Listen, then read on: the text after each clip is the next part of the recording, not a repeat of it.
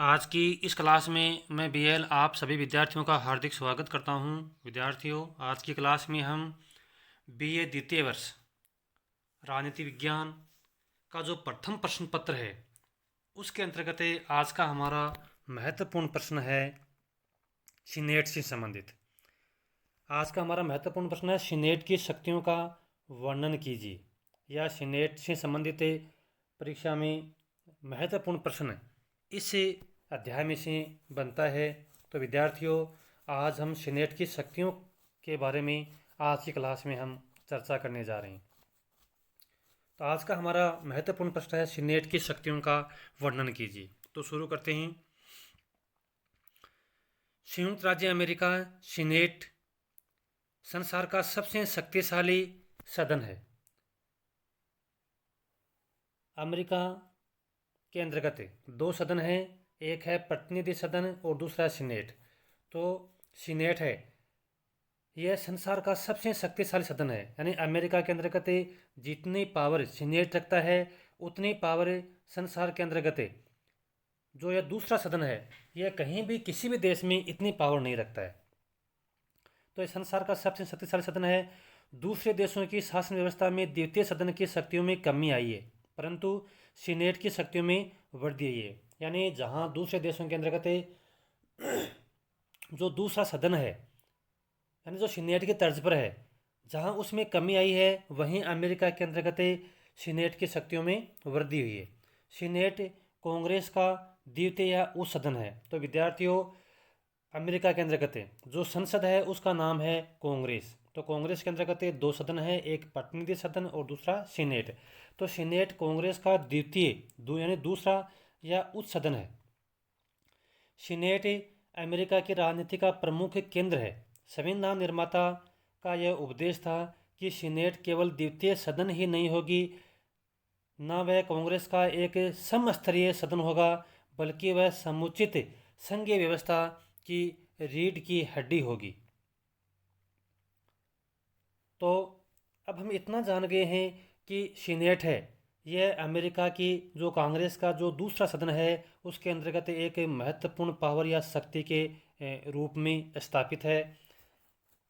तो संविधान निर्माताओं ने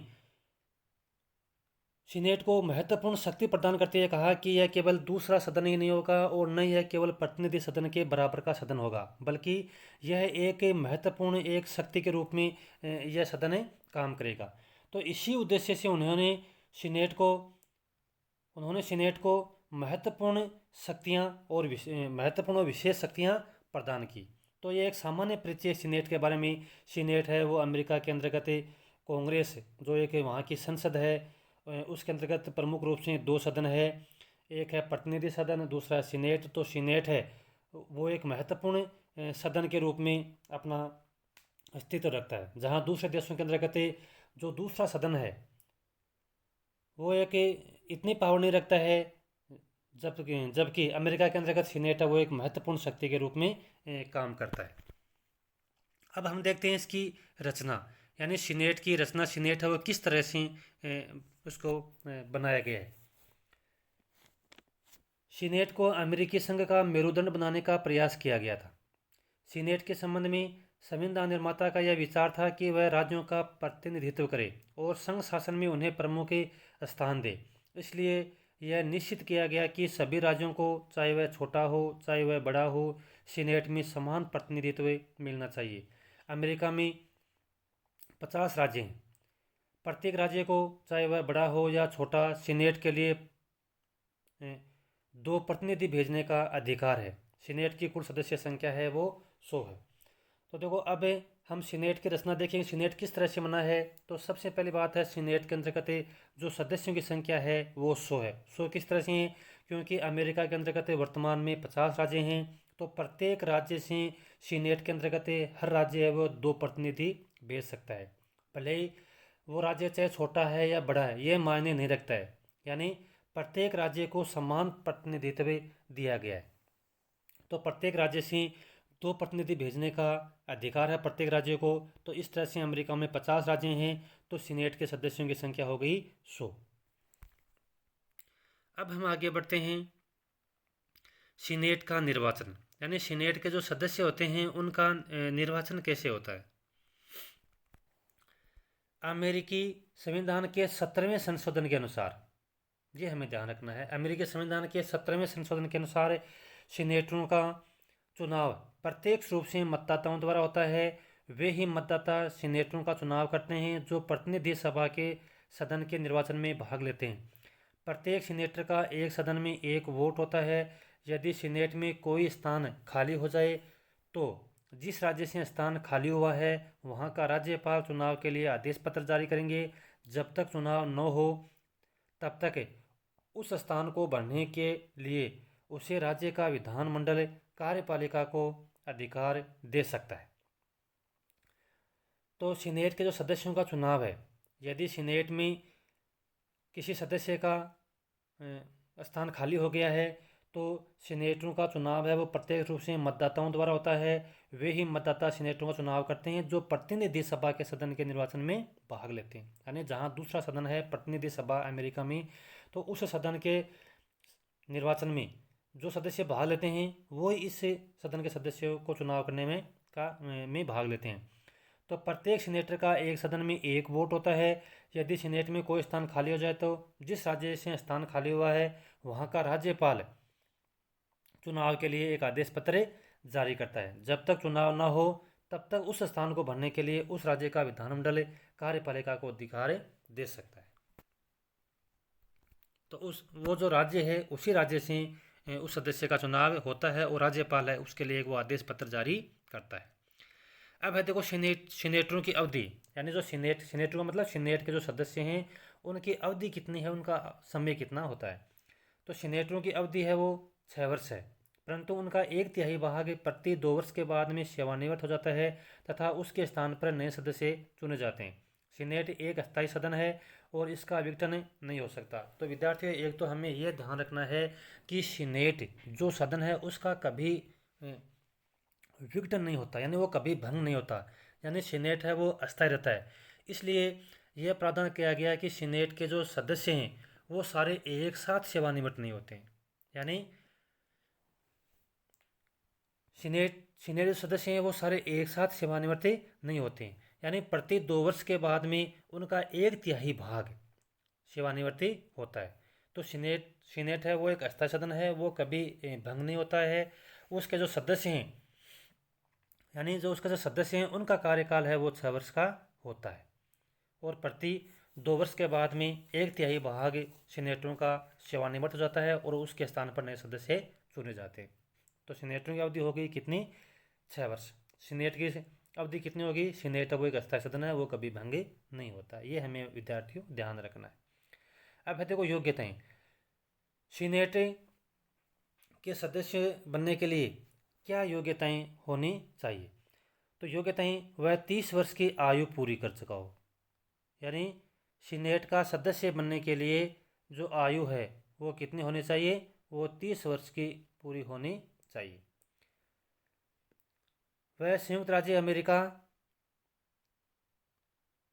का 9 वर्ष से नागरिक होना चाहिए। 9 वर्ष से वह नागरिक होना चाहिए, 9 वर्ष से संयुक्त राज्य अमेरिका के अंतर्गत वो रहना चाहिए। वह उस राज्य का निवासी भी होना चाहिए जहाँ से वह उस राज्य के लिए निर्वाचित हो रहा है। तो ये 3 योग्यताएं हो गई। वह 30 वर्ष की आयु पूरी कर चुका हो, 9 वर्ष से उस अमेरिका के अंतर्गत वो निवास कर रहा हो और वह उस राज्य का निवासी भी होना चाहिए जिस राज्य से उसका चुनाव हो रहा है। अब है अधिवेशन। अमेरिका के संविधान के संशोधन के अनुसार सीनेट का अधिवेशन 3 जनवरी की दोपहर को प्रतिनिधि सदन के साथ आरंभ होता है। अब ये हमें ध्यान रखना है कि जो सीनेट का जो अधिवेशन है वो कब होता है। तो वहाँ पर यह निश्चित है कि सीनेट का जो अधिवेशन है वो 3 जनवरी की दोपहर को प्रतिनिधि सदन के साथ आरंभ होता है। दोनों सदनों का अधिवेशन उस समय तक चलता रहता है जब तक वह अधिवेशन स्थगन या समाप्ति के प्रस्ताव पास ना कर दे।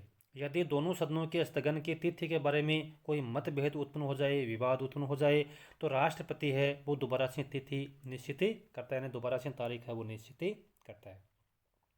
तो सीनेट का अधिवेशन 3 जनवरी की दोपहर को प्रतिनिधि सदन के साथ ही शुरू होता है और अधिवेशन तब तक चलता रहता है जब तक उसको स्थगित न कर दिया जाए। और यदि स्थगन की तिथि के बारे में यदि कोई मतभेद उत्पन्न हो जाए तो राष्ट्रपति है वो नई तिथि घोषित करता है। अब है सीनेट का सभापति, यानी सीनेट का जो प्रमुख होता है, एक तरह से हम अध्यक्ष कह सकते हैं। तो सीनेट का जो सभापति है उसके क्या कार्य होते हैं। अमेरिका का उपराष्ट्रपति सीनेट का सभापति होता है। अब देखो, सीनेट का सभापति होता कौन है? अमेरिका का उपराष्ट्रपति। जैसे भारत का उपराष्ट्रपति है वो राज्यसभा का सभापति होता है, वैसे अमेरिका में भी उपराष्ट्रपति और सीनेट का सभापति होता है। वह राष्ट्रपति के सभी सामान्य कर्तव्यों का पालन करता है, लेकिन इस क्षेत्र में इसकी शक्तियां प्रतिनिधि सभा के अध्यक्ष से कम है। सीनेट को अपना एक सामूहिक अध्यक्ष भी चुनने का अधिकार होता है, यानी सीनेट है ना, वो एक अपने मतलब सदन के लिए एक सामूहिक अध्यक्ष भी चुनती है। वह वास्तव में बहुमत दल का मनोनीत सदस्य या नेता होता है। उपराष्ट्रपति की अनुपस्थिति में वह सदन की बैठकों की अध्यक्षता भी करता है। जब उपराष्ट्रपति अनुपस्थित होता है तो सीनेट का जो सभापति होता है, जो अध्यक्ष होता है, वो सदन की बैठकों की अध्यक्षता करता है। अब आगे सीनेट की कार्य एवं शक्तियाँ। सीनेट की मूल शक्तियाँ व्यवस्थापन संबंधी है। अमेरिका में व्यवस्थापिका के दोनों सदन समान पद हैं और उसके अधिकार समान हैं। जहाँ तक कि वित्त विधेयकों का संबंध है, उनके लिए यह आवश्यक है कि उन्हें प्रतिनिधि सभा में प्रस्तुत किया जाए, पर केवल प्रस्तुतिकरण को छोड़कर अन्य सब बातों में सीनेट किसी भी वित्त विधेयक को पूर्णतः संशोधित कर सकती है। अब देखो, हम सीनेट की कार्य और शक्तियाँ पढ़ रहे हैं विद्यार्थियों। हमारा जो पहला जो शक्तियाँ हैं वो है विधायी संबंधी। विधायी का मतलब है कि कानून संबंधी कौन कौन सी शक्तियाँ सीनेट को प्राप्त है। तो व्यवस्थापन संबंधी जो शक्तियाँ हैं वो अमेरिका में दोनों समान है, यानी दोनों सदनों को समान है। लेकिन वित्त विधेयक यानी जो धन संबंधी विधेयक हैं उनके संबंध में केवल इतना ही है कि उन्हें पहले प्रतिनिधि सभा में प्रस्तुत किया जाए। यानी अमेरिका का जो दूसरा सदन है प्रतिनिधि सभा, उसमें वित्त विधेयक संबंधी जो विधेयक है वो प्रस्तुत किया जाए, लेकिन केवल प्रस्तुतिकरण को छोड़ करके बाकी जो जितनी भी बातें हैं यानी उन सब में दोनों सदन क्या हैं, बिल्कुल समान है। यानी कहने का मतलब है कि किसी भी जो वित्त विधेयक है यानी केवल प्रस्तुत तो किया गया है वो प्रतिनिधि सभा में, लेकिन उसमें पूर्णतः संशोधन कर सकती है कौन है? सीनेट। वस्तुतः कोई भी विधेयक तब तक कांग्रेस द्वारा पारित नहीं समझा जाता है जब तक कि सीनेट उसे पारित न कर दे। साधारण विधेयक के विषय में दोनों सदनों की शक्तियां सब प्रकार से समान है। यानी साधारण विधेयक दो प्रकार के होते हैं, साधारण विधेयक और वित्त विधेयक। तो साधारण विधेयक के विषय में दोनों शक्तियों की शक्तियां वो सब प्रकार से समान है। यह विधेयक दोनों सदनों में प्रस्तुत किया जा सकता है, यानी पहले वो प्रतिनिधि सभा में भी प्रस्तुत किया जा सकता है और सीनेट में भी। यह कोई पाबंदी नहीं है कि वो प्रतिनिधि सभा में या सीनेट में प्रस्तुत किया जाए, यानी शक्तियाँ वो बिल्कुल समान है।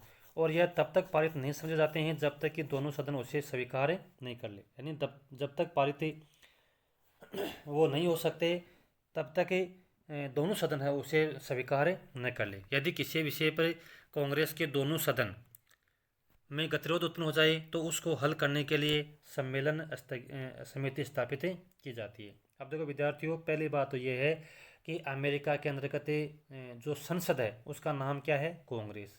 और कांग्रेस के दो सदन हैं, एक है प्रतिनिधि सभा और दूसरी है सीनेट। तो दोनों की शक्तियां हैं वो समान है, लेकिन एक वित्त विधेयक के संबंध में वित्त विधेयक है वो केवल प्रतिनिधि सभा में प्रस्तुत किया जाता है। बाकी और सब बातों के अंतर्गत प्रतिनिधि सभा और सीनेट दोनों को समान शक्तियां प्राप्त है। अब हम साधारण विधेयक की बात करें तो साधारण विधेयक है वो दोनों में से किसी भी सदन में प्रस्तुत किया जा सकता है, यानी वो सीनेट में भी प्रस्तुत हो सकता है और प्रतिनिधि सभा में भी प्रस्तुत हो सकता है। लेकिन यदि दोनों में यदि कोई गतिरोध उत्पन्न हो जाए या विवाद उत्पन्न हो जाए तो उसको हल करने के लिए सम्मेलन समिति स्थापित की जाती है। इस समिति से अधिकतर लाभ सीनेट को रहता है क्योंकि उसके सदस्य अधिकतर कुशल एवं अनुभवी होते हैं।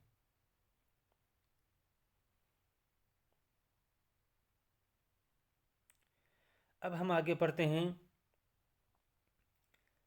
कार्यपालिका शक्तियाँ। पहले हमने पढ़ी विधायी शक्तियाँ या कानून संबंधी शक्तियाँ किस प्रकार से दोनों सीनेट को प्राप्त है। अब हमारा दूसरा पॉइंट है कार्यपालिका संबंधी शक्तियाँ। तो कार्यपालिका क्षेत्र में सीनेट की शक्तियाँ प्रतिनिधि सभा से भी बढ़कर है। वह है राष्ट्रपति पर नियंत्रण स्थापित करती है। कार्यपालिका क्षेत्र में सीनेट की महत्वपूर्ण शक्ति संधियों के विषय में है। संधियाँ जो दूसरे देशों के साथ की जाती है। राष्ट्रपति के द्वारा विदेशों के साथ की गई संधियाँ तब तक पूर्ण नहीं समझी जाएगी जब तक कि उन्हें सीनेट अपने 2/3 बहुमत से स्वीकार न कर ले, तब ही वे संधियाँ देश पर लागू होंगी। इससे सीनेट विदेश नीति के क्षेत्र में राष्ट्रपति की शक्ति का भागीदार बन गई है।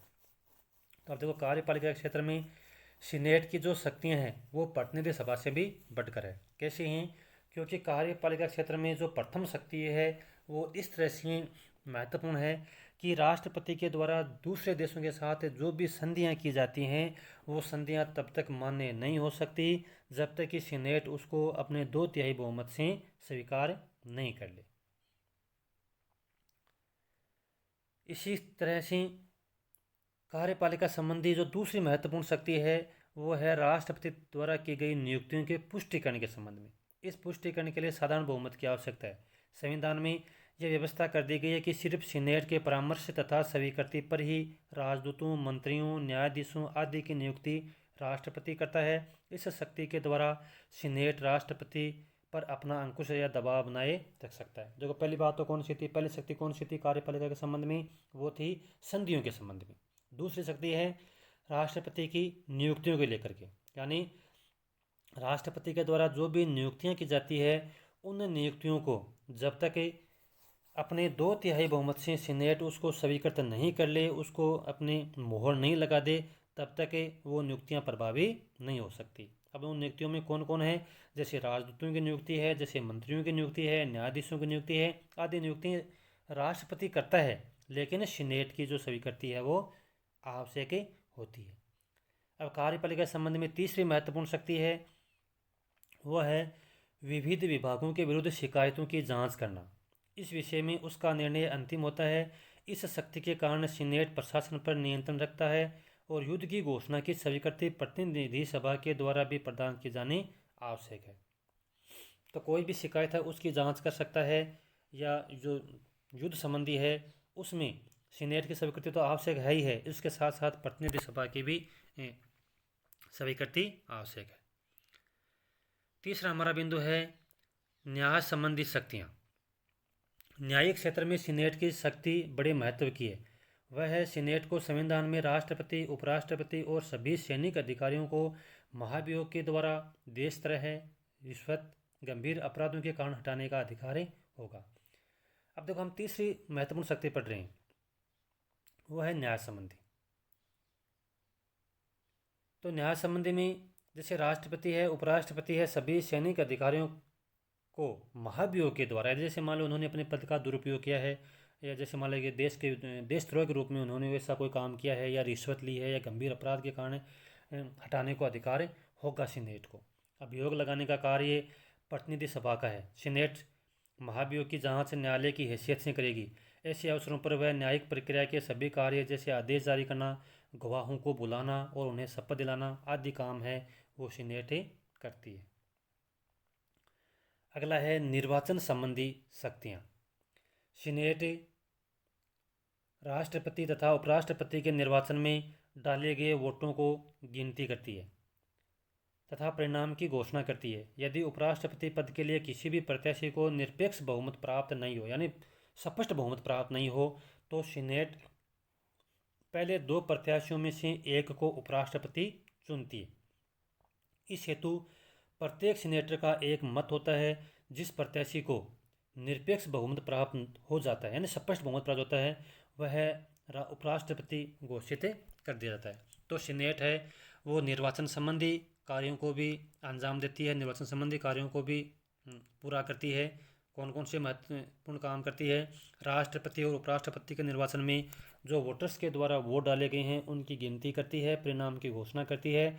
और यदि उपराष्ट्रपति पद के लिए किसी भी प्रत्याशी को यदि स्पष्ट बहुमत प्राप्त नहीं होता है तो सीनेट के जो पहले 2 प्रत्याशी हैं उनमें से एक को उपराष्ट्रपति चुनता है। इस हेतु प्रत्येक सीनेटर का एक मत होता है। यानी सीनेट के जो सदस्य हैं उनका एक वोट होता है, एक मत होता है, और जिस प्रत्याशी को स्पष्ट बहुमत प्राप्त होता है वह उपराष्ट्रपति घोषित कर दिया जाता है। तो ये था आज का हमारा महत्वपूर्ण प्रश्न सीनेट से संबंधित। विद्यार्थियों, एक ध्यान देने की बात यह है कि इस जो भी आपको निबंधात्मक प्रश्न पढ़ाए जाते हैं उनको आप ध्यान से देखें, क्योंकि आपके जो अति लघुत्तरात्मक प्रश्न है वो भी इन्हीं में से बनते हैं। उनकी तैयारी हम बाद में अलग से करेंगे। अलग से मैं इसके अंतर्गत चैप्टर से, हर चैप्टर से संबंधित जो अति लघुत्तरात्मक प्रश्न है वो बाद में अलग से हम इनका एक वीडियो में डालता रहूँगा। तो मैं आशा करता हूँ कि आपको ये चैप्टर समझ में आया होगा। इसी के साथ जय हिंद, जय भारत।